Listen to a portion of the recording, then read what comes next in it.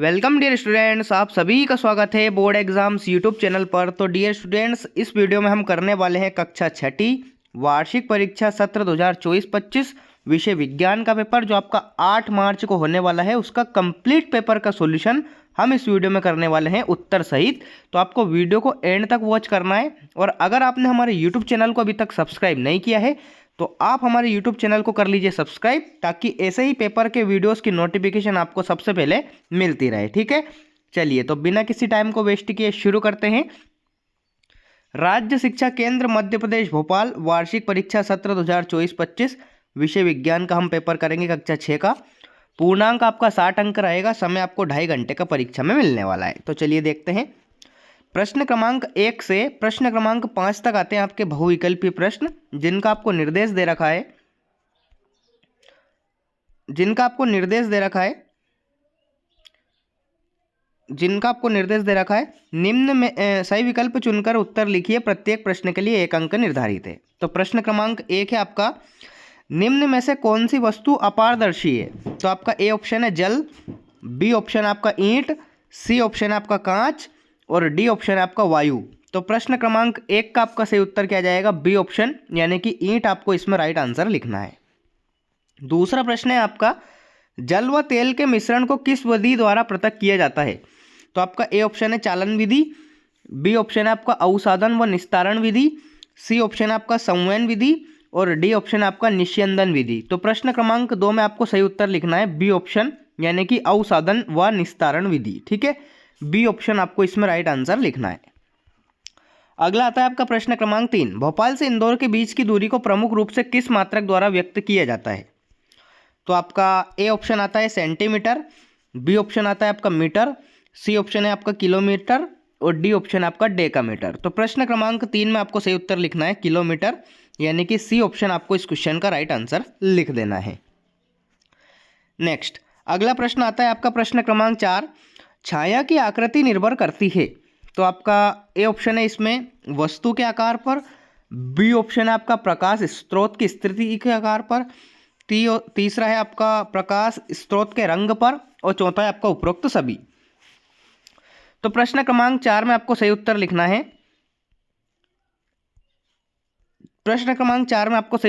है B option, यानी कि प्रकाश स्रोत की स्थिति पर। ठीक है, बी ऑप्शन आपको इसमें राइट आंसर लिख देना है। प्रश्न 5वां है आपका, चुंबक के 2 ध्रुवों के सदैव प्रतिकर्षण रहता है, क्यों रहता है? तो आपका ए ऑप्शन है दोनों के समान ध्रुवों में, बी ऑप्शन है आपका दोनों के असमान ध्रुवों में, सी ऑप्शन है आपका सभी ध्रुवों में और डी ऑप्शन है आपका उपरोक्त में से कोई नहीं। तो प्रश्न क्रमांक 5 में आपको सही उत्तर लिखना है ए ऑप्शन, दोनों के समान ध्रुवों में। ठीक है, ए ऑप्शन आपको इसमें राइट आंसर लिख देना है। तो इस प्रकार से आपके जो बहुविकल्पीय प्रश्न थे वो कंप्लीट हो जाते हैं। एक बार फिर से देख लीजिए। पहले में आपको बी ऑप्शन लिखना है, दूसरे में भी आपको बी ऑप्शन लिखना है। ठीक है, तीसरे में आपको सी ऑप्शन लिखना है किलोमीटर, चौथे में आपको बी ऑप्शन लिखना है प्रकाश की स्रोत की स्थिति पर और पांचवें में आपको ए ऑप्शन राइट आंसर लिखना है। ठीक है, अगला प्रश्न देखते हैं, रिक्त स्थानों की पूर्ति कीजिए। प्रश्न क्रमांक 6 से प्रश्न क्रमांक 10 तक नीचे दिए गए रिक्त स्थान की पूर्ति कीजिए। प्रत्येक प्रश्न के लिए 1 अंक निर्धारित है। तो चलिए देखते हैं। प्रश्न क्रमांक 6 आपका, जिस विलयन में और अधिक पदार्थ न घुल सके वह रिक्त स्थान कहलाता है। तो वहाँ 1 मोल कहलाता है। ठीक है, 1 मोल आपको इसमें राइट आंसर लिखना है। नेक्स्ट प्रश्न 7वां है आपका, भूसा अनाज के भारी बीजों से रिक्त स्थान द्वारा पृथक किया जाता है। तो ये थ्रेसर आपने देखी होगी, थ्रेसर द्वारा पृथक किया जाता है। ठीक है, थ्रेसर आपको इसमें राइट आंसर लिखना है। नेक्स्ट 8वां प्रश्न है आपका, वाष्प का ठंडा होकर छोटी छोटी बूंदों में बदलना रिक्त स्थान कहलाता है। तो यह संघनन कहलाता है। क्या कहलाता है? संघनन। ठीक है, संघनन आपको इसमें राइट आंसर लिख देना है। अगला आता है आपका प्रश्न क्रमांक 9, पर्वतीय क्षेत्र में पाए जाने वाले वृक्ष मैदानी क्षेत्रों की तुलना में रिक्त स्थान होते हैं। तो मैदानी क्षेत्रों की तुलना में छोटे और मजबूत होते हैं। कैसे होते हैं? छोटे और मजबूत। ठीक है, छोटे और मजबूत आपको इसमें राइट आंसर करना है। अगला आता है आपका 10वां प्रश्न, विद्युत सेल में धातु की टोपी रिक्त स्थान सिरा कहलाती है। तो जो धातु की टोपी है वो धनात्मक सिरा होती है। ठीक है, धनात्मक आपको इसमें राइट आंसर लिख देना है। ठीक है, धनात्मक। तो इस प्रकार से आपके रिक्त स्थान कंप्लीट हो जाते हैं। अगला प्रश्न आता है आपका अति लघुत्तरीय प्रश्न, प्रश्न क्रमांक 11 से प्रश्न क्रमांक 16 तक ये रहते हैं। निर्देश आप देख लीजिए इसका, नीचे दिए गए प्रश्नों के उत्तर एक शब्द या एक वाक्य में लिखिए, प्रत्येक प्रश्न के आपको 2 अंक मिलेंगे। तो प्रश्न क्रमांक 11 है आपका, कौन सी खनिज अस्थियों के लिए आवश्यक है। 12वां है आपका, पानी से भरे गिलास में नारियल तेल गिर जाने पर किस प्रकार अलग करेंगे, लिखिए। 13वां प्रश्न है आपका, उपस्थिति से आप क्या समझते हैं। प्रश्न क्रमांक 14 है आपका, चलती हुई साइकिल के पहिए की गति कैसे होती है, लिखिए। 15वां प्रश्न है आपका, टार्च को विद्युत कहाँ से मिलती है, विद्युत सेल का उपयोग किन किन उपकरणों में किया जा सकता है, लिखिए। 16वां है आपका, मुंह पर मास्क पहनना क्यों आवश्यक है। तो ये आपके अति लघुत्तरीय प्रश्न होते हैं कंप्लीट। चलिए इन सभी प्रश्नों के उत्तर हम देख लेते हैं।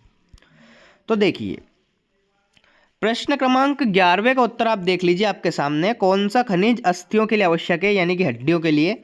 तो कैल्शियम और फास्फोरस अस्थियों के लिए आवश्यक खनिज होता है। ये आपका प्रश्न क्रमांक 11वें का उत्तर रहेगा। नेक्स्ट आपका 12वें प्रश्न है, पानी के भरे गिलास में नारियल का तेल गिर जाने पर कैसे अलग करेंगे। तो देखिए आप किस प्रकार से अलग करेंगे। पानी के भरे गिलास में नारियल का तेल गिर जाने पर पृथककारी कीप या गुरुत्वाकर्षण पृथक्करण विधि के द्वारा अलग किया जा सकता है। ठीक है, ये आपका 12वें प्रश्न का उत्तर रहेगा। नेक्स्ट 13वां प्रश्न है आपका, उपस्थिति से आप क्या समझते हैं। तो देखिए उपस्थिति शरीर का एक ऐसा संयोजी ऊतक है, यह लचीला और रबड़ जैसा होता है। नेक्स्ट अगला आता है आपका 24वां प्रश्न, चलती हुई साइकिल के पहिए की गति कैसी होती है। तो चलती हुई साइकिल के पहिए की गति परिभ्रमण गति होती है। परिभ्रमण गति एक प्रकार की गति है जिसमें कोई वस्तु एक निश्चित अक्ष के चारों ओर घूमती है। इसे हम घूर्णन गति भी कह सकते हैं, आप घूर्णन गति भी यहाँ पे लिख सकते हैं। ठीक है, 14वां प्रश्न कंप्लीट हो जाता है। नेक्स्ट आता है आपका 15वां प्रश्न, टार्च को विद्युत कहाँ से मिलती है भाई। तो टार्च को विद्युत मिलती है विद्युत सेल से, बैटरी या विद्युत सेल से मिलती है। विद्युत सेल का उपयोग निम्नलिखित उपकरणों में किया जाता है, टार्च, रेडियो, टीवी, रिमोट आदि। 15वें प्रश्न का उत्तर कंप्लीट हो जाता है। नेक्स्ट आता है आपका 16वां प्रश्न, मुंह पर मास्क पहनना क्यों आवश्यक है। तो मुंह पर मास्क पहनना कई कारणों से आवश्यक है, जैसे कि कुछ कारण हैं, संक्रमण से बचाव, वायरस के फैलाव को रोकना। यह आपका प्रश्न क्रमांक 16वें का उत्तर कंप्लीट हो जाता है।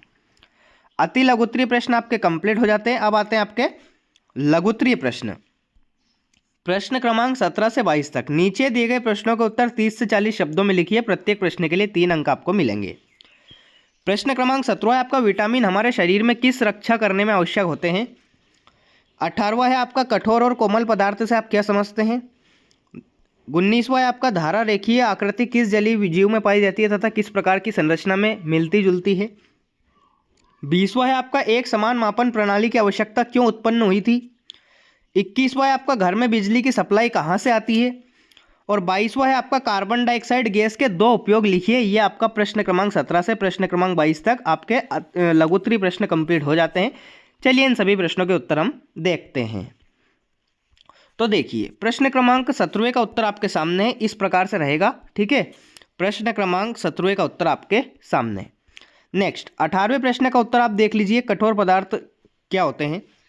तो इसका उत्तर आप देख लीजिए, इसका स्क्रीनशॉट आप लेते जाइए क्योंकि आपका टाइम वेस्ट ना हो, इसलिए आप जल्दी जल्दी इनका स्क्रीनशॉट ले लीजिए। 19वें प्रश्न का उत्तर आप देख लीजिए, इस प्रकार से रहने वाला है। ठीक है, ये वाला 19वें प्रश्न का उत्तर कंप्लीट हो जाता है। अगला है आपका 20वां और 21वें प्रश्न का उत्तर एक साथ। ठीक है, तो देख लीजिए आपका 20वां और 21वां प्रश्न दोनों के उत्तर मैंने आपको यहाँ पे बता दिए हैं। ठीक है, ये आपका 20वां और ये आपका 21वां रहेगा।